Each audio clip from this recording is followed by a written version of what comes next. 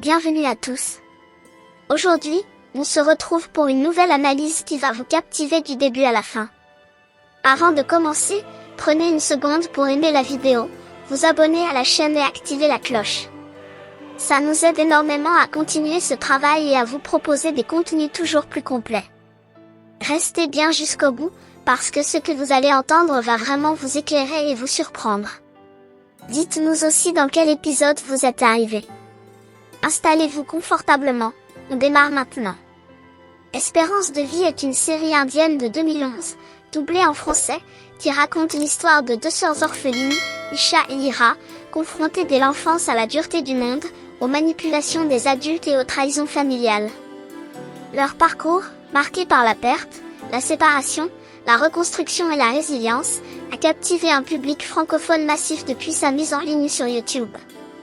Cette critique longue propose une analyse complète de la série, de ses forces, de ses faiblesses, de ses personnages, de son intrigue et de son impact émotionnel, tout en intégrant des éléments biographiques sur les acteurs, qu'ils soient enfants ou adultes, afin de mieux comprendre ce qui a rendu cette production aussi marquante. Dès les premiers épisodes, la série impose un ton dramatique puissant. Isha et Ira, encore très jeunes, sont interprétées par Risha Mukherjee et Shruti Bisht, deux actrices enfants talentueuses qui donnent une crédibilité rare aux scènes de souffrance et de solidarité. Leur père, Shyam, les abandonne dans un orphelinat dirigé par Devti, une femme cupide qui exploite les enfants pour son propre profit.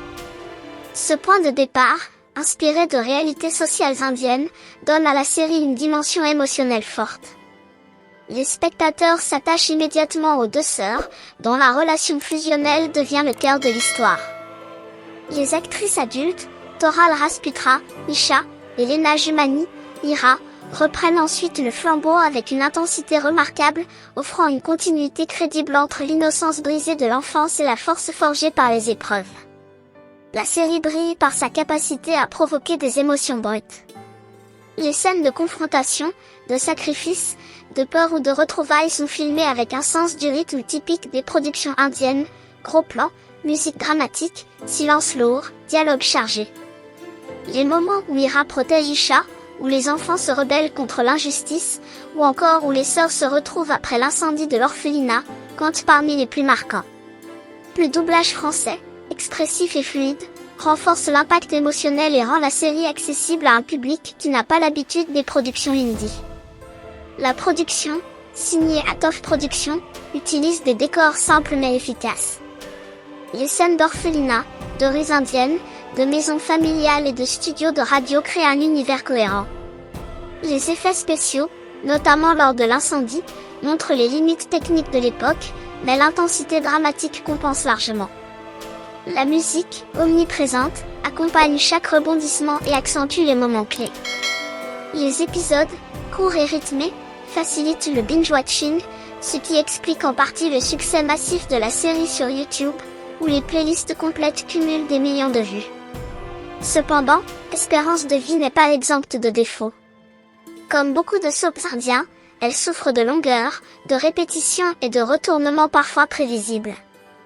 Les intrigues secondaires, comme les disputes entre Tinu et Sam, les manipulations de Chetna ou les triangles amoureux interminables, peuvent donner une impression de remplissage. Certains personnages, notamment les antagonistes, manquent parfois de nuances et tombent dans la caricature.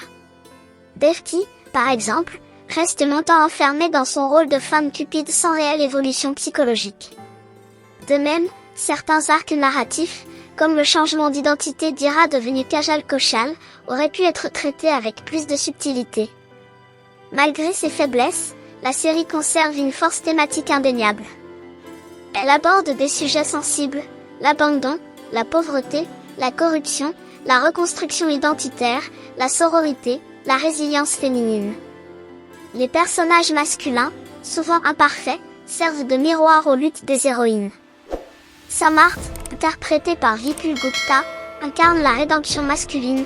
D'abord impulsif et immature, il devient un homme responsable, capable de réparer les erreurs de sa famille.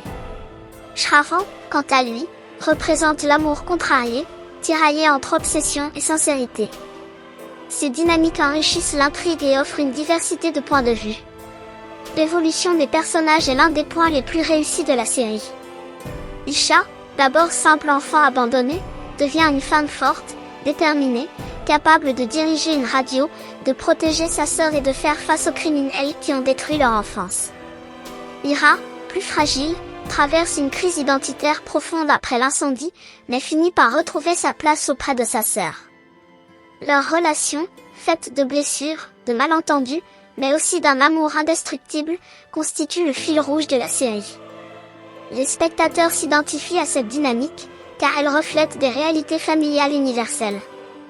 La série se distingue également par son casting enfantin, souvent sous-estimé dans les critiques. Les jeunes acteurs, notamment ceux incarnant Tinu, Sam Enfant, ou les camarades d'orphelinat, apportent une fraîcheur et une authenticité qui renforcent l'impact des scènes dramatiques. Leur jeu, parfois maladroit mais sincère, rappelle que l'histoire repose avant tout sur la vulnérabilité de l'enfance face à la cruauté du monde adulte.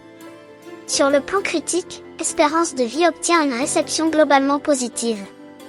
Les spectateurs apprécient la profondeur émotionnelle, la force des héroïnes, la cohérence du casting et la conclusion satisfaisante. Les critiques négatives portent principalement sur les longueurs, les clichés narratifs et les effets spéciaux datés. Mais malgré ces défauts, la série reste un exemple solide de drama familial indien, capable de toucher un public international grâce à son doublage et à sa diffusion gratuite.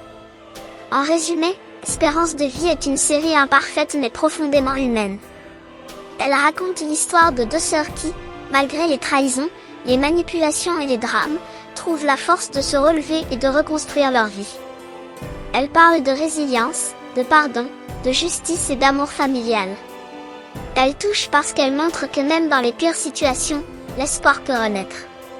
C'est cette dimension universelle qui explique son succès durable et son impact auprès du public francophone. Merci d'être resté jusqu'au bout de cette vidéo. Avant de fermer, j'aimerais vraiment que vous preniez un instant pour participer dans les commentaires, parce que votre avis compte énormément pour la suite de la chaîne. Dites-moi d'abord à quel épisode vous êtes arrivé. Est-ce que vous regardez la série depuis longtemps ou vous venez juste de la découvrir? Quel personnage vous a le plus touché, et pourquoi? Quelle scène vous a marqué au point de rester dans votre tête pendant plusieurs jours? Est-ce que vous trouvez que la série mérite tout l'engouement qu'elle reçoit en ce moment? Selon vous, quels aspects auraient pu être mieux développés? Et surtout, est-ce que vous voulez que je continue avec d'autres analyses détaillées, épisode par épisode, ou plutôt des critiques globales comme celle-ci? Votre réponse m'aide à comprendre ce que vous attendez réellement, et ça me permet d'adapter les prochaines vidéos pour qu'elles vous correspondent encore plus. Si vous avez des suggestions, des idées, ou même des critiques, mettez-les en commentaire, je lis tout. Merci pour votre soutien, merci pour votre présence, et on se retrouve très bientôt pour la suite.